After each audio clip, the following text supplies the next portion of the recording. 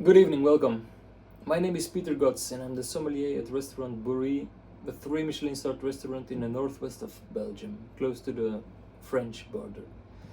Today I've got both the pleasure to welcome you in our beautiful wine cellar, which is of course a very VIP treatment, and to taste together with you a very special wine, based on a very special and rather obscure grape variety, which is the Prieto Picudo. A mouthful. It's a tongue twister. Prieto Picudo. Coming from two words, of course, Prieto and Picudo.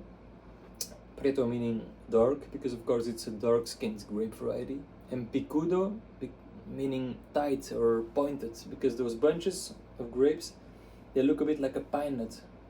So very densely formed bunches of grapes and not very thick skins, so rather thin skins, also being transferred in the wine. You see, it's not pale, it's not very intense. So it's medium in terms of color intensity, let's say.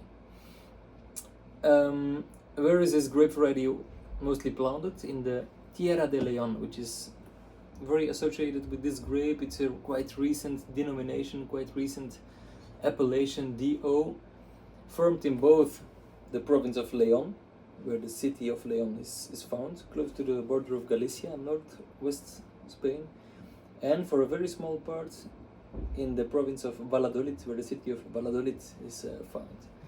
So in those regions, this is found at higher altitudes, mostly around 900 meters above sea level, so giving the cooling influences this grape needs to retain the acidity, to become a very juicy style of wine. If not, it would become too jammy and too ripe.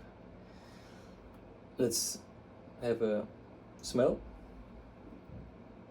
A very opulent, a very expressive, a very appealing nose with lots of pink pepper, lots of black pepper.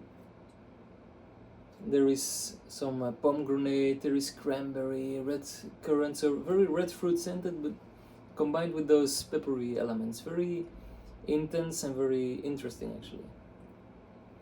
Let's try, because I have to, of course.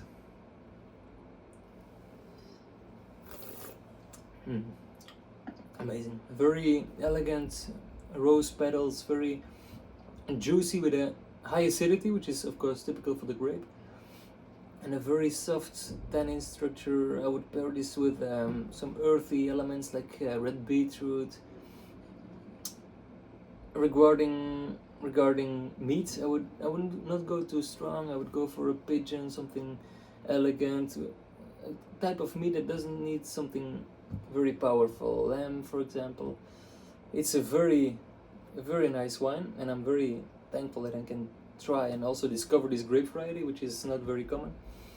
And I'm sure this wine and this grape variety will warm you up with those cold winter days. Enjoy the holidays, and cheers. See you next year.